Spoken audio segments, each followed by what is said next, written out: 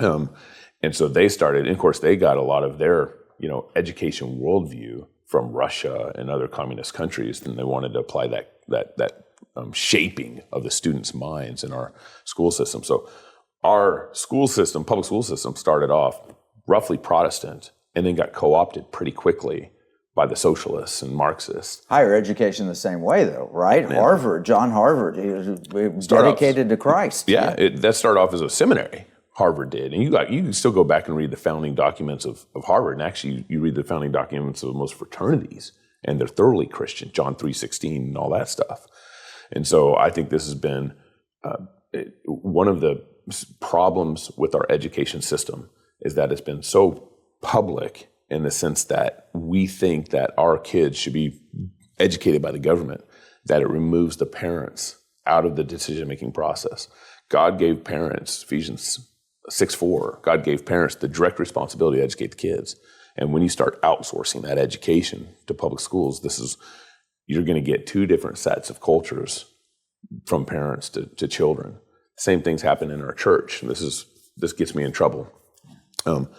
What's happened in our church is we've kind of created the same process. You have parent, mom and dad church, and you drop your kids off in the basement church. Right. And so you create two distinct cultures over time, which is why what we call traditional worship has slowly been eradicated out of our churches and become contemporary worship, because that's what the younger kids grew up on. Right. And so they grew up out of that. And so we've created two different cultures. They grew up churches. with romper room and shouting and jumping and right. so forth.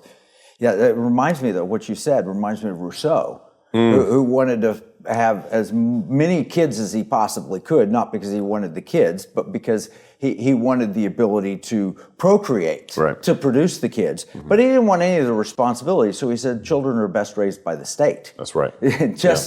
Not for any reason other than to abdicate responsibility. Yeah. And that's kind of seeped in. Hey, I just need an hour to get away from my kids. Mm-hmm. I'm going to drop them off, and it's like a free date with my wife. We can go sit and hear a great sermon and not have to worry about watching the kids. And Rousseau's biggest problem was he's creating a total different ideology. He wanted a 10-day work week. The whole French Revolution, 10-day work week, all that stuff. It's an antichrist. It's an antichrist, and you have this revolution that's trying to even seep all the way down into the work week and how we view kids.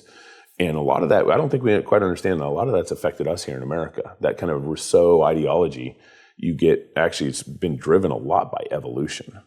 The evolution of public schools has really got us into where we're at with the transgendered culture. If I'm just a random, biological development, massive cells, right.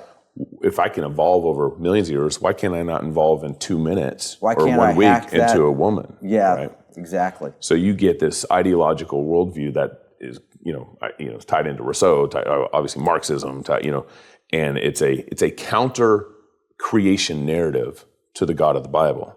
Yeah. There's a reason why God created the world in 6 days and we rest on the seventh, and we don't work 10 days. It's a counter creation narrative. Well, everything from the left is trying to deny the truth of Genesis. Mm-hmm. If God didn't create male and female. No, he created, he didn't create. Mm-hmm. And then what was created is, all these different genders and everything else. Right. So everything, it didn't happen in 7 days. All of that's denial. All right, we're going to have to take a break. When we come back, I want to talk a little bit about the contrast between the French Revolution and the American Revolution.